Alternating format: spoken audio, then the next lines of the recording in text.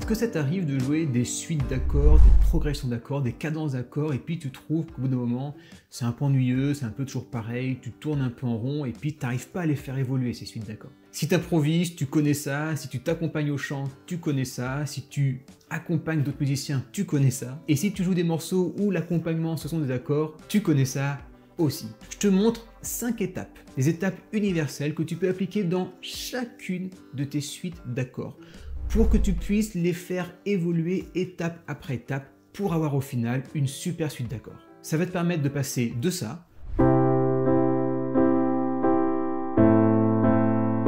à ça.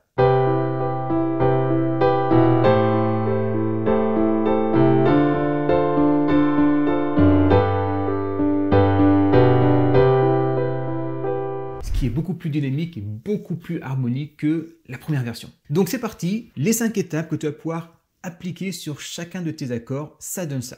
Ce que j'ai fait, c'est que j'ai pris une cadence classique, l'anatole. La première étape, le niveau 1, ça va être de jouer les accords dans leur forme fondamentale, bien évidemment. Ça, c'est pour qu'on ait la structure du morceau. Et bien sûr, la partition est téléchargeable gratuitement, le lien est en description sous la vidéo. Tu cliques, tu arrives sur le morceau, tu télécharges, et t'imprimes ou tu le mets sur ta tablette. Donc nos 4 accords qu'on va prendre, ça va être cela. Un accord de Do majeur, degré 1, un accord de La mineur, degré 6, un accord de Ré mineur, degré 2, et le fameux accord degré 5, Sol majeur. On va prendre comme base la fondamentale de chaque accord, un Do qu'on est sur notre Do, un La, un Ré, et un Sol.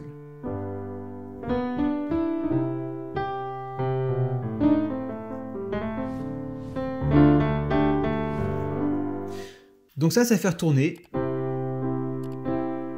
boucle jusqu'à temps que tu l'aies bien sous les doigts. Maintenant on va passer au niveau 2. Le niveau 2, ça va être le fait de renverser tes accords, de les réarranger différemment pour pouvoir créer un voicing avec les notes aiguës. Quelque chose qui marche assez bien, c'est que tes notes aiguës doivent être les plus proches les unes des autres. Ce qui va donner ça, donc notre accord de Do, on va jouer comme ça, comme au niveau 1. Notre accord de La, par contre, on va jouer comme ça. Pourquoi on fait ça? Parce que quand on a notre Do ici, la note la plus aiguë, c'est notre Sol. Si tu joues ton La ici, à ta note, ça va être un Mi. Il va y avoir quand même 3 demi-tons en intervalle. Alors que si tu joues ton Do ici et ton La ici, on n'aura que un ton, donc 2 demi-tons d'intervalle.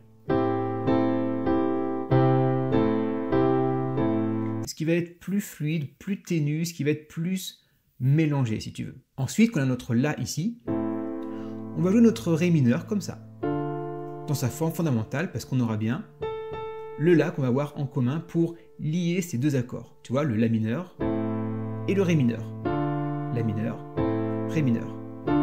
Cette note commune aux deux accords va les lier ensemble. Et ensuite, on va monter d'un cran au niveau de la note pour atteindre le Si en jouant notre Sol comme ça. Fondamentale, tierce, quinte. Ce qui va faire au niveau des notes aiguës, le Do, celle-là, le La mineur, celle-là, le Ré mineur, celle-là, et le Si, celle-là. Et là, on commence à avoir une véritable mélodie.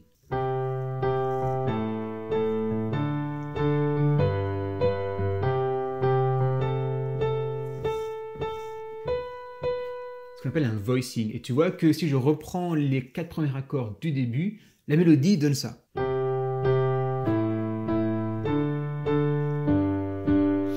Ça peut être cohérent, mais tu vois que les écarts sont assez grands, et puis surtout, c'est immensément connu parce que la plupart des pianistes jouent comme ça. Maintenant, au troisième niveau, on va s'occuper non plus de la main droite, mais on va s'occuper de la main gauche. Parce que cette basse, tu vois, on fait juste une note à la ronde, et on a beaucoup d'espace pour quand même ajouter 2-3 petites choses en plus, sans surcharger. Donc, notre basse, ce qu'on va faire, c'est qu'on va, au lieu de jouer une note à la ronde sur les 4 temps, on va jouer d'abord une blanche sur 2 temps, on va rejouer sur le troisième temps une noire, et on va faire sur un contretemps le Si. Là, je te parle pour la première mesure. Je te le montre lentement, ça donne ça.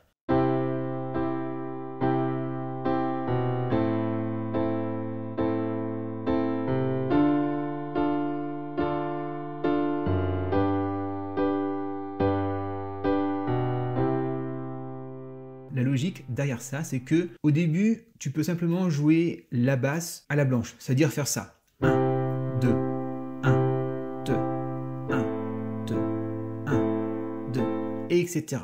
Mais ce qui donne la saveur, c'est cette fameuse dernière note de chaque mesure à ta main gauche. Ça va être celle-là.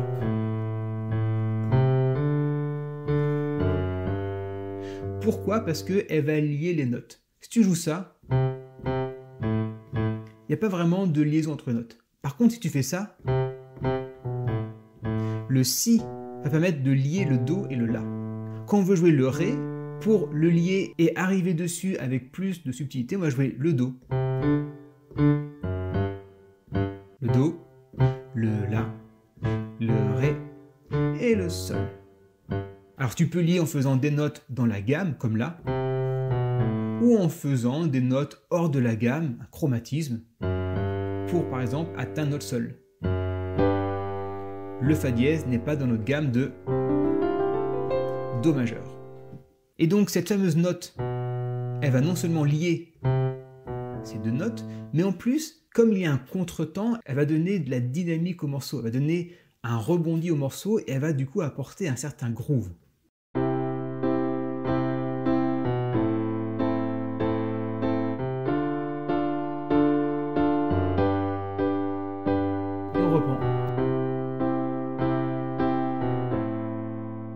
Tu peux voir sur la partition, c'est visuel, que la note tombe après le quatrième accord. Tu peux simplement compter les temps et jouer juste la main gauche. 1, 2, 3, 4 et 1, 2, 3, 4 et 1, 2, 3, 4 et 1, 2, 3, 4, 1.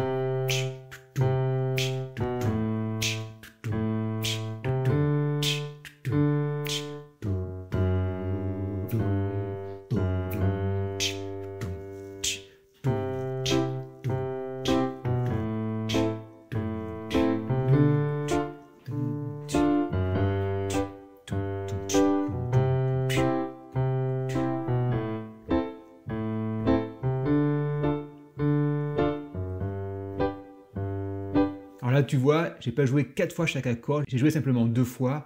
Tu peux le faire aussi, c'est pas obligé, c'est juste parce que, en fait, j'ai joué comme ça naturellement, sans faire attention. Une fois que tu maîtrises bien ces 4 accords et cette petite basse qui commence à parler, on va passer au niveau 4. Le niveau 4, c'est quoi? C'est on va casser un peu le rythme de la main droite pour la rendre plus dynamique également. Et il y a une technique qui marche très bien, c'est la technique du balancement. C'est-à-dire qu'on va doubler les notes, on va les balancer pour faire un coup note aiguë, un coup note grave. Sur le piano, ça donne ça. Au lieu de faire ça, 1, 2, 3, 4, on va jouer d'abord ces deux-là, puis celle-là, ces deux-là, puis celle-là. Et donc, on va devoir doubler chaque note au niveau du temps pour qu'on ait le temps de tout faire. Donc, au lieu d'avoir ça, 1, 2, 3, 4, on aura 1 et 2 et 3 et 4 et... Pour l'accord de La, c'est pareil, au lieu de le jouer comme ça, La mineur, on va faire comme ça. L'accord de Ré, on va jouer comme ça. Et l'accord de Sol, au lieu de le faire comme ça, on va jouer comme ça. Ce qui va donner ça très lentement, et ensuite je joue vitesse normale.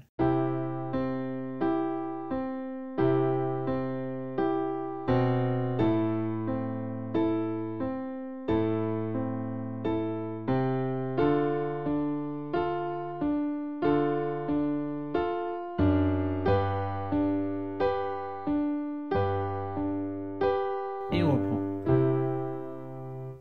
Tu remarques du coup, ce coup-ci, notre note qui va lier les basses de chaque mesure, elle va tomber sur une des notes de la main droite, parce que maintenant on est à la croche. En jouant normalement, ça donne ça.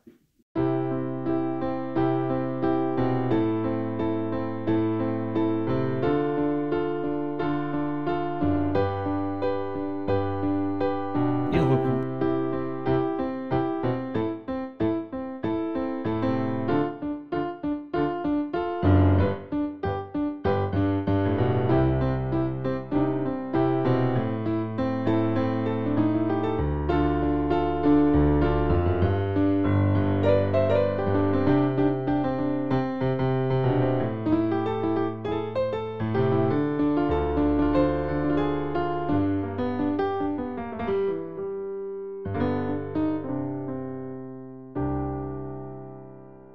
va passer au niveau 5, on va aller encore un cran plus loin. On va rajouter des notes dans nos accords. Parce que là, on a des accords des triades, 3 sons. Si tu enlèves une note, on n'est même plus sur des accords. Et donc, au lieu de jouer ça, on va jouer ça. Ah, tu vois que ça apporte quand même une saveur en plus. Notre accord de La mineur, on va non pas jouer ça, mais ça. Très lentement, ça donne ça. Je te le fais, ensuite je t'explique pourquoi on joue telle note. Et la basse, c'est toujours la même.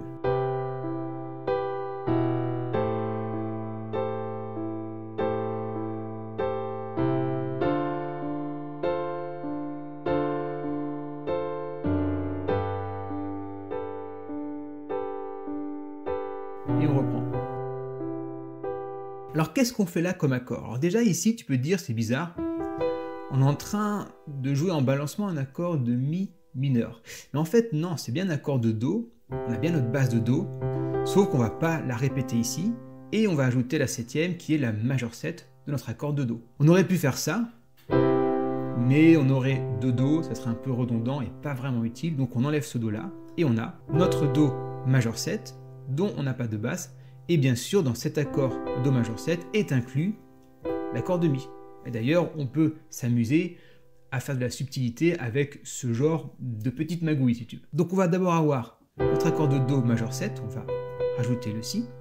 Ensuite, sur l'accord de La mineur, on va jouer un La mineur avec une septième.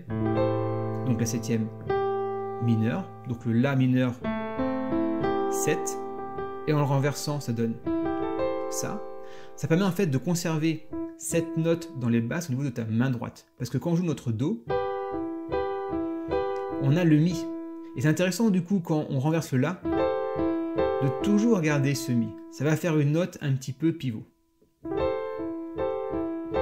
Ensuite, le Ré mineur, on va jouer avec un Ré mineur 7, comme ça. Donc là, dans sa forme normale, avec les 4 notes.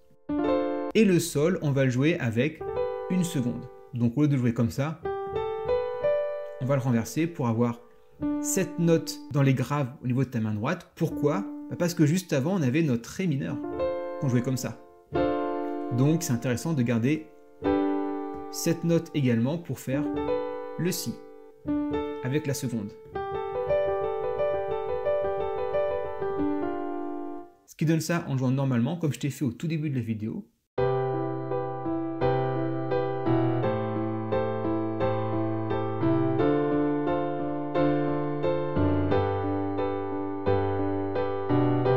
Ce que tu peux faire pour que toi tu puisses trouver ces notes sur n'importe quelle musique que tu joues, essaie de rajouter déjà des notes qui sont dans la gamme dans laquelle tu es. Là on est en Do majeur. Donc tu peux rester dedans, même si ce n'est pas obligatoire, mais ça sera plus facile au début. Et ce qu'il faut aussi, c'est que tu essaies de faire en sorte, c'est que quand tu fais ton balancement, essaie de garder des notes communes, soit à la basse, comme on a vu, la basse au niveau de ta main droite, attention, pas la basse, la main gauche, ou à l'inverse, ça peut être au niveau de ton voicing, dans les aigus, de ta mélodie qui se ressort, ajouter des notes pour que la mélodie soit toujours assez proche. Il n'y a pas de combinaison universelle, ça c'est tu fais ta petite sauce, ça après c'est des règles harmoniques, c'est aussi ton oreille, ce que t'aimes pas. Certains vont aimer les accords septièmes ou les accords où on rajoute une seconde, d'autres non. C'est purement subjectif et c'est purement personnel. À toi de faire tes tests. Je te rappelle que tu peux télécharger la partition et comme tu le sais peut-être sûrement déjà, mais peut-être pas si tu es nouveau, tu as toutes mes formations sur mon site, dont une formation pour apprendre l'improvisation, pour pouvoir improviser comme ça et aller beaucoup plus loin que faire ce genre d'improvisation. Tu as tout dedans, une formation suivie par plusieurs milliers d'élèves et qui a largement fait ses preuves. Et tu verras que savoir improviser au piano, c'est tout simplement passer d'une pièce de 3 mètres carrés au monde entier. Et si tu as envie de découvrir une technique que tu trouveras uniquement sur ma chaîne, parce que c'est moi qui l'ai créée, tu peux cliquer ici, j'ai appelé ça la technique du paresseux. Et pas le paresseux dans son canapé. Non, non, je te parle de l'animal, le paresseux. Parce que oui, il serait capable de jouer le morceau de cette vidéo. Je te souhaite une excellente journée et je te dis à très bientôt.